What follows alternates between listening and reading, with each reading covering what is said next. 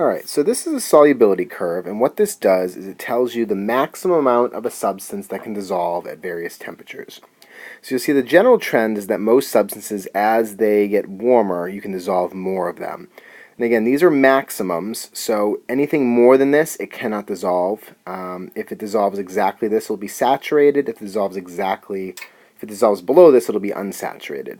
And these are all based on 100 grams of water. So obviously more water, you could dissolve more.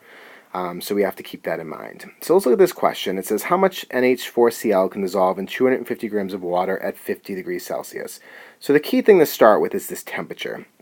So at 50 degrees Celsius, let's find NH4Cl and figure out how much can dissolve. So if I'm 50 degrees Celsius, I move up until I hit NH4Cl, and it's right there, and I say how much can dissolve. I go over, and it's 50 grams.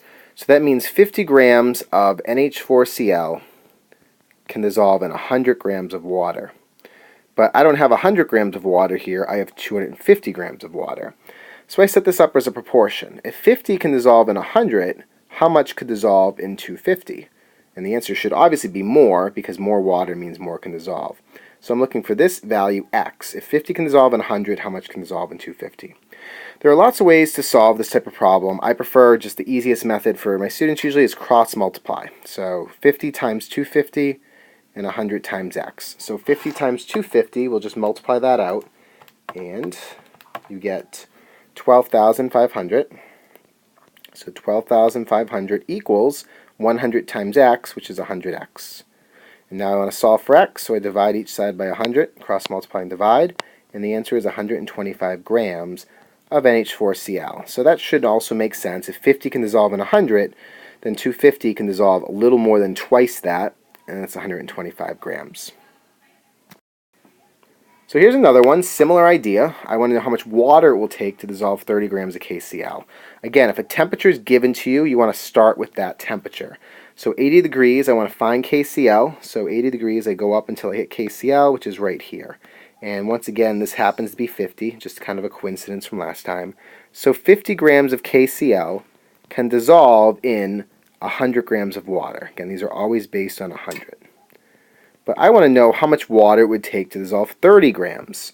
So this is 30 grams of KCl. So if it takes 100 grams of water to dissolve 50, how much would it take to dissolve 30? So in this case, I have 30 on top. I'm solving for the water.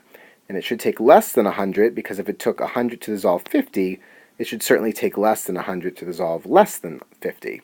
So again, we can cross multiply. So 50 times x is 50x. 100 times 30 is 3,000. So cross multiply and then divide both sides by 50. And when I do that, I should get x equals 60 grams of water. So it will take less than 100 grams of water to dissolve this much KCl. Alright, finally here's another problem. I want to dissolve 70 grams of KCl in 350 grams of water. And in this case, they didn't give me a temperature, I have to find the temperature. So instead of starting on this axis, as we've done in previous problems, we're going to start on this axis. And the key thing about this axis is we have to figure out how much will dissolve in 100 grams of water. So they told us that 70 grams of KClO3 can dissolve in 350 grams of water. But I can't use this 70 on this graph, because the graph is based on 100 grams of water. So we have to first do a proportion to figure out how much will dissolve in 100 before we can use this graph. So 70 dissolves in 350, how much will dissolve in 100? Again, cross multiply. So 7,000 equals 350 times x, and then solve for x. We'll divide each side by 350, and when we do that, we should get x equals 7,000 divided by 350, which is 20. So that means that 20 grams of KClO3 is dissolving in 100 grams of water. What temperature does that happen at? So here's 20. Again, it's out of 100. What temperature will it take to get 20 grams of KClO3 to dissolve? I go over on the line, and it looks like it crosses right at 50. So 50 degrees is the minimum temperature. So any temperature above 50 can handle 20 grams of this substance. Any temperature that is below 50 will not be able to dissolve 20 grams. That's the idea. So those are the three main types of solubility problems using proportions, and that's it. So until next time, I am Derek Genova, Have a delightful day.